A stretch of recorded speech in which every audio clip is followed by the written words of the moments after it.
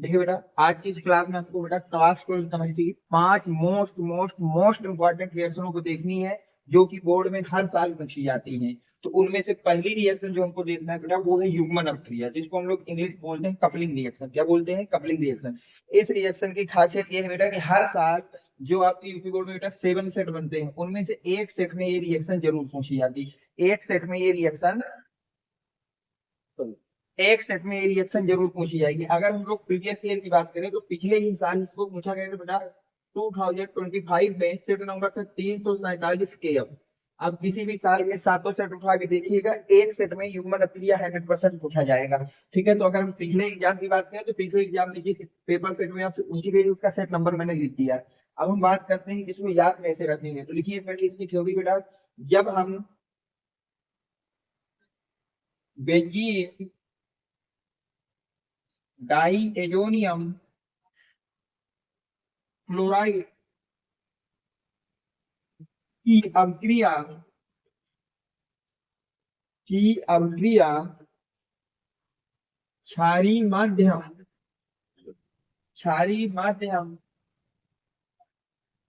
जिसका पीएच होगा बेटा 8 से 9, सॉरी 9 से 10, जिसका पीएच कितना होगा बेटा 9 से 10, क्षारीय माध्यम में जब हम बेंजीन डाइअमोनियम क्लोराइड की अभिक्रिया क्षारीय माध्यम में फिनॉल के साथ कराते हैं तो हमें नारंगी रंग का रंजक प्राप्त होता है, जिसे पैरा हाइड्रोक्सी एचो बेंजीन कहा जाता है तथा यह अभिक्रिया युग्मन अभिक्रिया कहलाती है। युग्मन अभिक्रिया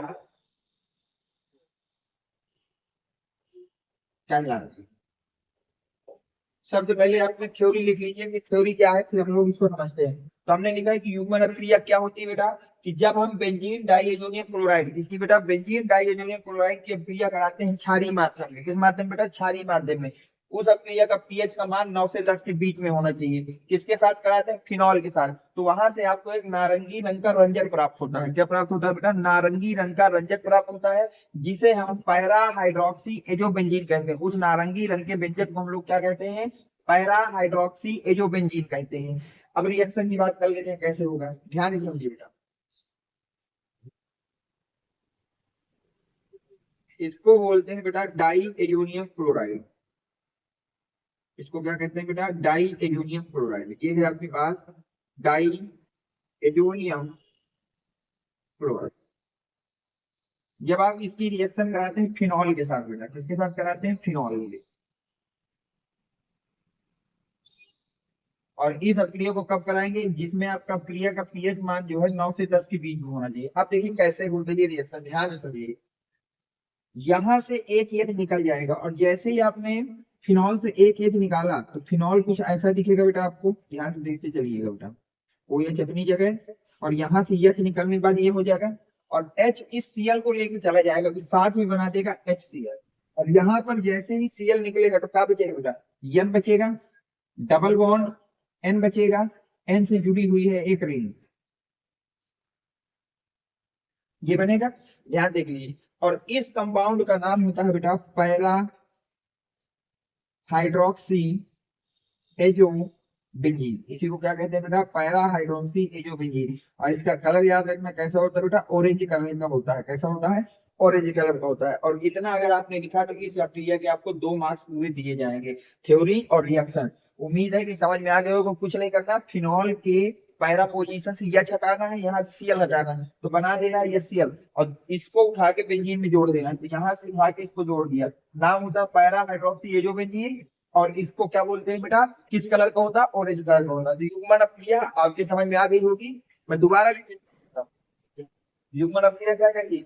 जब हम benzene diazonium chloride, benzene diazonium chloride की अभिक्रिया क्षारीय माध्यम, इसका पीएच 9 से 10 के बीच में होना चाहिए, फिनॉल के साथ कराओगे तो नारंगी रंग का रंजन प्राप्त होगा और उससे नाम क्या दोगे बेटा? Para hydroxy azobenzene. नोट करिए। हम बात करते हैं दूसरी मोस्ट इंपॉर्टेंट रिएक्शन की।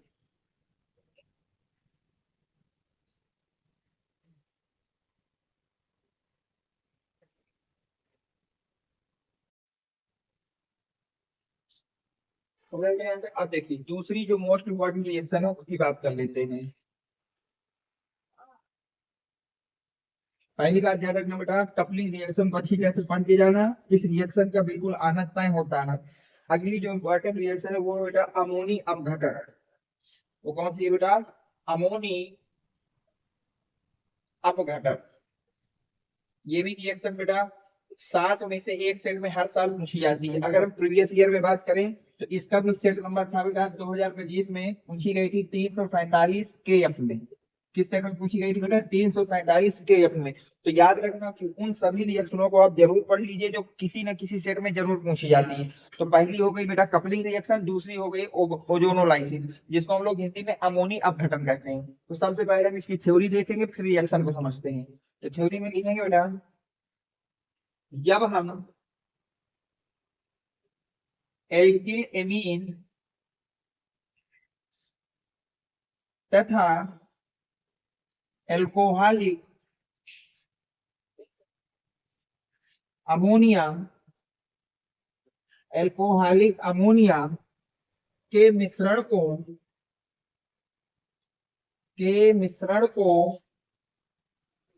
373 केल्विन ताप पर बंद नली के अंदर गर्म करते हैं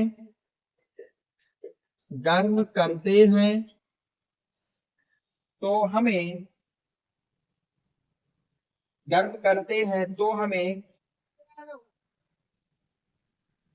प्राथमिक, सॉरी एमी दिया गया, हाईलाइट कर लीजिएगा, एल्किल हाइलाइट। जब हम एल्किल हाइलाइट तथा एल्कोहलिक अमोनिया के मिश्रण को 373 केल्विन पर ताप पर बंद नली के अंदर गर्म करते हैं तो हमें प्राथमिक एमीन,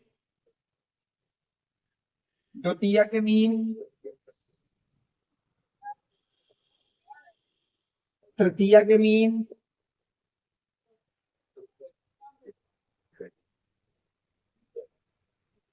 अमोनियम लवण का मिश्रण प्राप्त होता है। का मिश्रण प्राप्त होता है।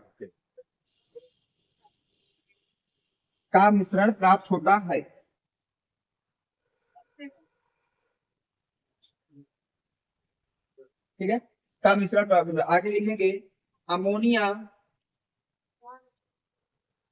के द्वारा CH बंध का विदलन या टूटना एल्किल हाइलाइड का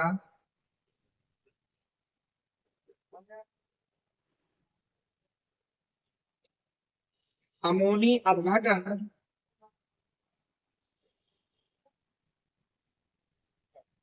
कहलाता है।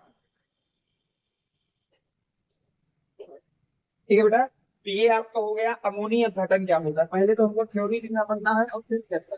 थ्योरी समझिए हमने क्या लिखा है कि जब हम एल्किल हाइलाइड, किसी भी एल्किल हाइलाइड की रिएक्शन एल्कोहली अमोनिया के साथ, ऐसी अमोनिया जिसमें पहले से एल्कोहल कुछ मात्रा में मिला हुआ है, उन दोनों के मिश्रण को लेते हैं और एक बंद नली के अंदर 373 केल्विन ताप पर जब उसको आप गर्म करते हैं, एक बंद नली के अंदर कितने ताप पर बेटा? 373 केल्विन ताप पर जब उसे आप गर्म करते हैं तो वहां से आपको क्या मिलती है बेटा? प्राथमिक एमीन, द्वितीयक एमीन, तृतीयक एमीन तथा अमोनियम लवण का मिश्रण प्राप्त होता है। वहां से प्राथमिक एमीन भी मिलेगी, द्वितीयक एमीन भी मिलेगी, तृतीयक एमीन भी मिलेगी और अमोनियम लवण भी मिलेगा। इनका मिश्रण प्राप्त होता है। अमोनिया के द्वारा CH बंध का जो विदलन होता है, अमोनिया के द्वारा जो CH बंध का विदलन होता है, इसी विदलन को हम कहते हैं कि यहाँ पर एल्किल हाइलाइड का अमोनिया अपघटन हो रहा है। इसको नोट करिए, फिर हम रिएक्शन समझते हैं। नोट हो गया? ओके, अब रिएक्शन को समझते हैं ध्यान से।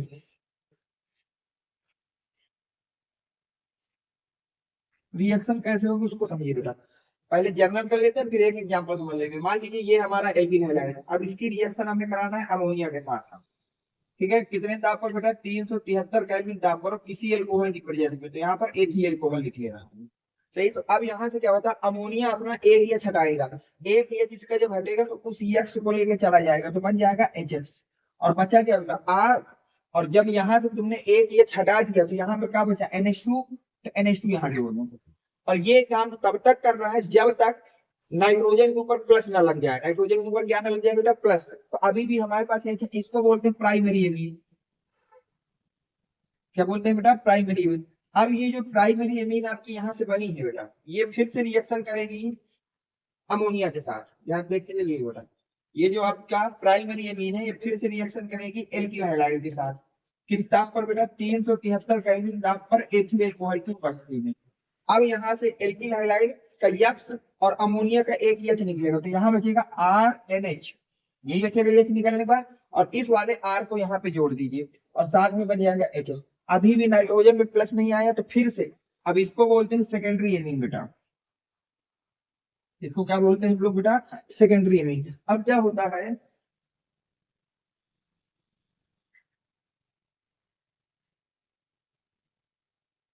ये जो सेकेंडरी एमीन है बेटा, RNH, ये फिर से रिएक्शन करता है एल्किल हैलाइड से।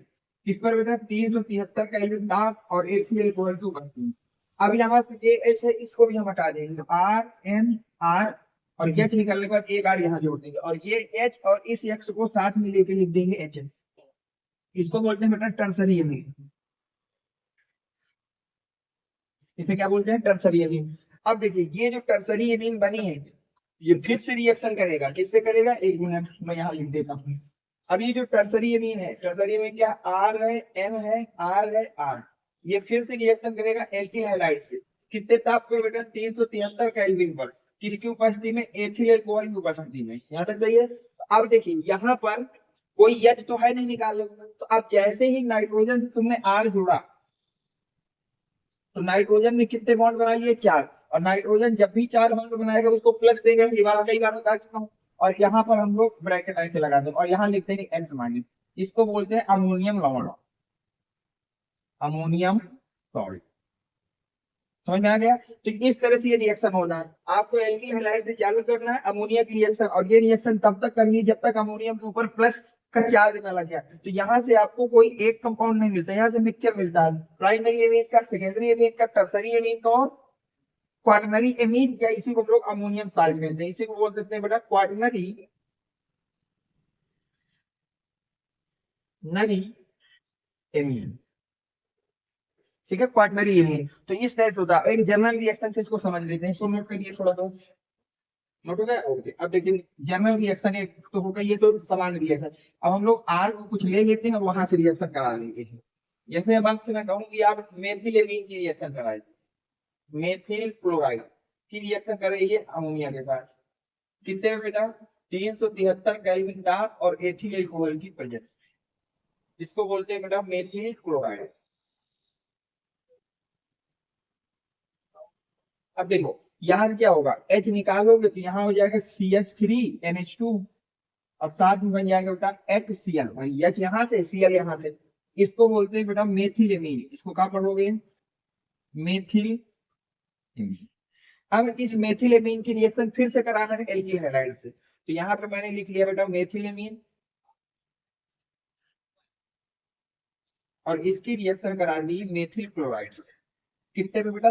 ताप 373 केल्विन, और जो इसकी उपस्थिति में एथिल। तो अब यहाँ से H निकलेगा, जैसे ही H निकलेगा बचेगा CH3NH, ये बचेगा। और यहाँ से Cl निकलने के बाद क्या बचेगा? CH3, और साथ में क्या बच जाएगा? HCl। और इस कंपाउंड का नाम होता है बेटा एन मेथिल एमीन।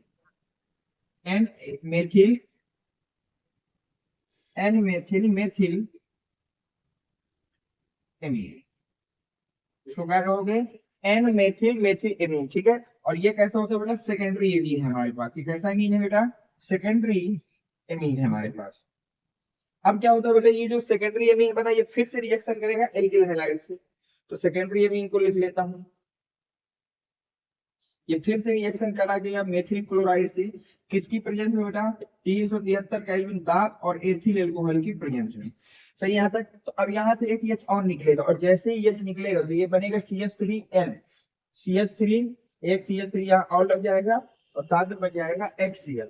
इसको बोलते हैं N, डाई मेथिल मेथिलेनिन।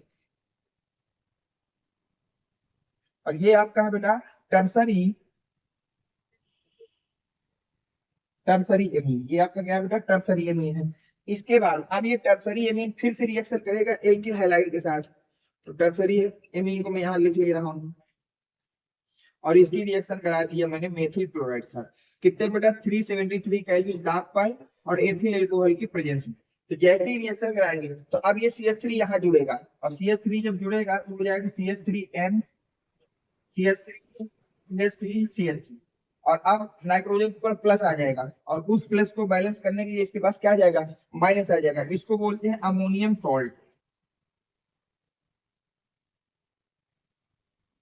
इसको क्या बोलते हैं बेटा, अमोनियम सॉल्ट। ठीक है, इसके नेम अगर लिखना है तो नेम होगा N, try methyl methyl ammonium chloride, ये इसका बेटा नाम होगा। तो इस रिएक्शन को याद रखना, ये भी बहुत ही इंपॉर्टेंट रिएक्शन है, क्योंकि ये बड़ी रिएक्शन है, इसलिए इसके पूछने के चांस ज्यादा होते हैं। 7 में से एक सेट में हर साल ये रिएक्शन पूछी जाती है, इसको नोट करिए। इसके बाद हम एक ऐसी रिएक्शन करते हैं जो हर साल 3 से 4 सेटों में जरूर पूछी जाती है, नोट करिए यहाँ तक।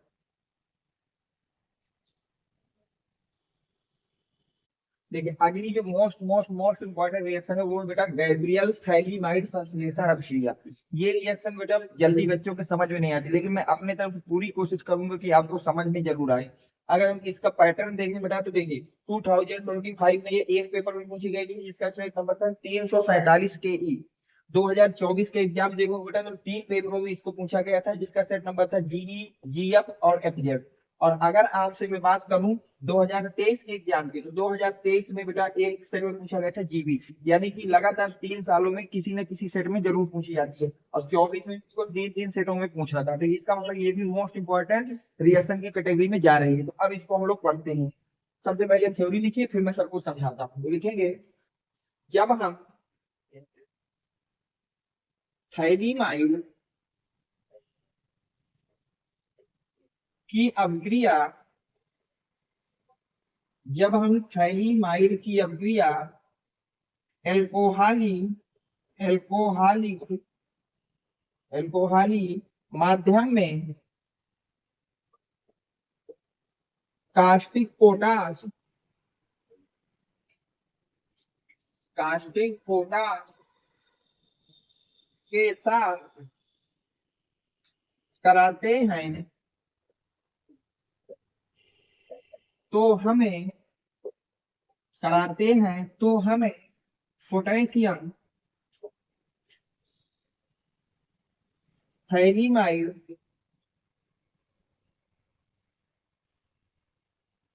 पोटेशियम थाइलीमाइड प्राप्त होता है।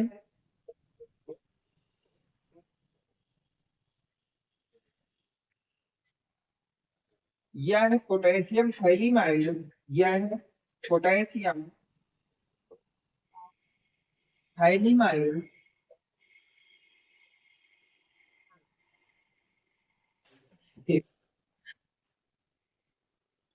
यह potassium phthalimide alkyl iodide alkyl iodide से से क्रिया करके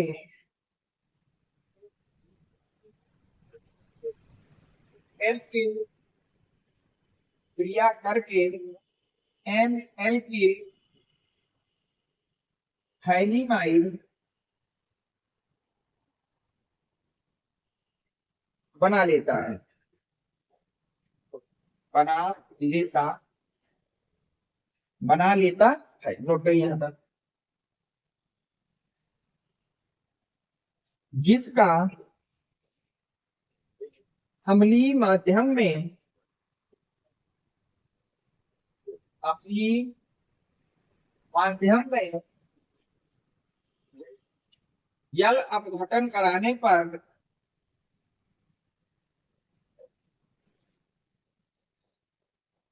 हमें प्राथमिक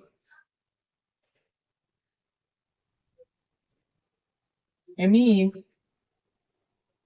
प्राप्त होगी तथा यह प्रक्रिया गैब्रियल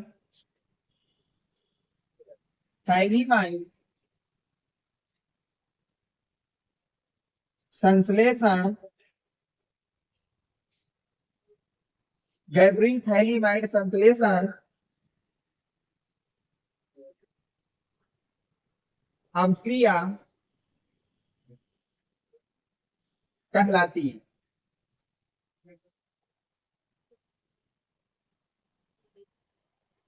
ठीक है, अब ध्यान से पढ़िए, पहले इसको पूरा स्टेप वाइज पढ़ते हैं फिर आगे बात करते हैं।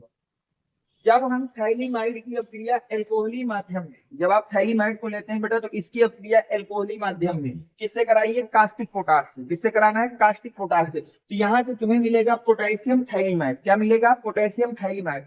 फिर ये पोटेशियम थाइलीमाइड रिएक्शन करता है एल्किल आयोडाइड से। किससे करता है बेटा? एल्किल आयोडाइड से, और हमको देता है एन एल्किल थाइलीमाइड। तो वहां से क्या बन जाता है? एन एल्किल थाइलीमाइड, जिसका आपको अम्लीय माध्यम में जल अपघटन करा देना है। क्या करा देना है? अम्लीय माध्यम में जल अपघटन। तो वहां से तुम्हें मिलेगी बेटा प्राथमिक एमीन। वहां से तुमको क्या मिलेगी? प्राथमिक एमीन। और इसी अभिक्रिया का नाम होता है गैब्रियल थाइलीमाइड संश्लेषण अभिक्रिया। गैब्रियल थाइलीमाइड संश्लेषण अभिक्रिया। नोट करिए, फिर मैं इसकी मैकेनिज्म आपको समझाता हूँ।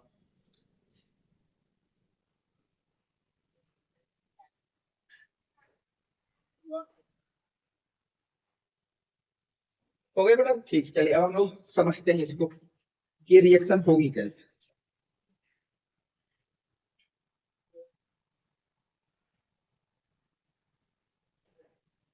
तो ध्यान से देखिए बेटा कैसे रिएक्शन करा रहा हूँ। थोड़ा सा अगर ध्यान हटाओगे तो रिएक्शन बिल्कुल उड़ जाएगी आपके दिमाग से।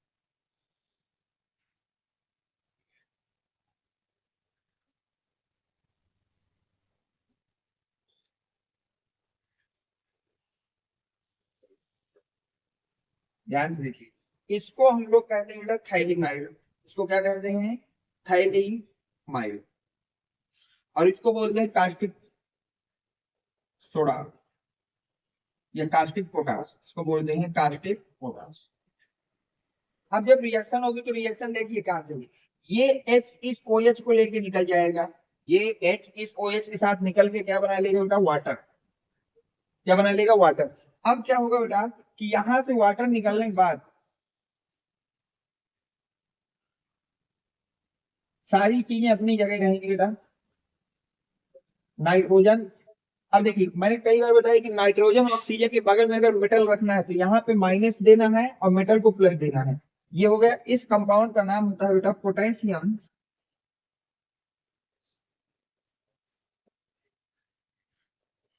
थाइलीमाइड। क्या नाम होता है बेटा? पोटेशियम थाइलीमाइड। तो हमने पहला स्टेप यही लिखा था कि जब हम थाइलीमाइड की अपक्रिया एल्कोहली माध्यम में कास्टिक पोटास के साथ कराते हैं तो हमें सबसे पहले क्या मिलता है बेटा? पोटेशियम थाइलीमाइड। अब ये पोटेशियम थाइलीमाइड मिला, ये फिर से रिएक्शन करेगा। ध्यान से देखते चलिए बेटा, ये हमारा जो पोटेशियम थाइलीमाइड है बेटा, ये फिर से रिएक्शन करेगा। किसके साथ? एल्किल आयोडाइड के साथ। किसके साथ करेगा बेटा? एल्किल आयोडाइड के साथ। अब यहाँ पर एल्किल की जगह आप मेथिल आयोडाइड ले सकते हैं, एथिल ले सकते हैं, जो भी आपको मन हो उसको ले लीजिए। तो क्या होता है, ये जो के है ये इस आई के साथ रिमूव हो जाता है बेटा। ये वाला के जो है बेटा इस आई के साथ निकल जाएगा। तो क्या बन जाएगा बेटा? के आई। अब साथ में क्या बनेगा? ध्यान से देखिए, साथ में यहाँ बनेगा C double bond O, C double bond O, और यहाँ पर आ जाएगा एन अपनी जगह, और एन से जुड़ जाएगा आर। इसका नाम होता है बेटा एन एल्किल। अब जैसे CH3 होता तो हो जाता एन मेथिल, C2H5 होता तो एन मेथिल थाइलीमाइड।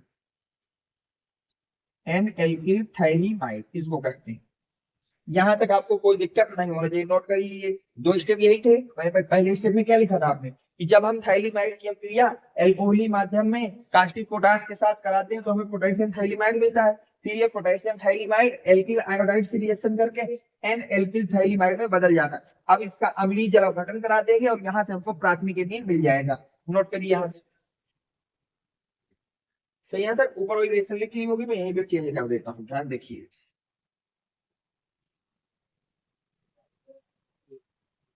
तो ये हो गया बेटा एन एल्किल थाइलिमाइड। अब इसका जल अपघटन करा दीजिए बेटा। किस माध्यम में कराइए?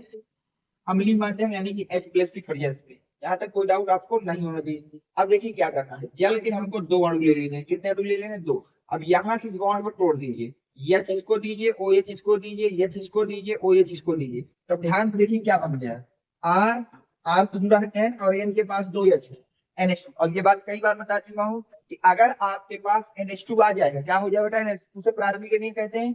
यहाँ से आपको बन गया बेटा प्राइमरी एमीन। साथ में क्या बनेगा, ध्यान से देखना, C double bond C double bond. अब देखिए यहाँ पर एक OH और यहाँ पर एक OH और इसको बोलते हैं थाइलिक अम्ल। इसको क्या बोलते हैं बेटा? थाइलिक एसिड। इसको आप बोलते हैं थाइलिक अम्ल या थाइलिक एसिड। तो ये प्राइमरी एमीन बनाने की बहुत ही मोस्ट फेमस रिएक्शन होती है। थोड़ा सा रिएक्शन लेंदी है, इसलिए इनको पूछने का चांस बहुत है। देखिए कितनी बार पूछी गई है कुछ नहीं, स्टेप वाइज स्टेप याद रखिए कि सबसे पहले आपको थाइलिमाइड की रिएक्शन कराना है। किसके साथ? आपको कास्टिक पोटास के साथ एल्कोहल माध्यम, तो वहां से मिलेगा पोटेशियम थाइलिमाइड। फिर उसकी रिएक्शन कराना है एल्किल आयोडाइड से, तो वहां से मिलेगा एन एल्किल थाइलिमाइड। फिर जल अपघटन कराएंगे तो प्राथमिक एमीन हमको मिल जाएगी। नोट कर लीजिए इस रिएक्शन को। तो ठीक है, यहाँ तक नोट करिए। 2 और रिएक्शन मैं आपको बता रहा हूँ जो बहुत ही ज्यादा इंपॉर्टेंट है और बोर्ड में वो भी हर साल पूछी जाने वाली रिएक्शनों की कैटेगरी में रखी जाती है। नोट करिए यहाँ तक।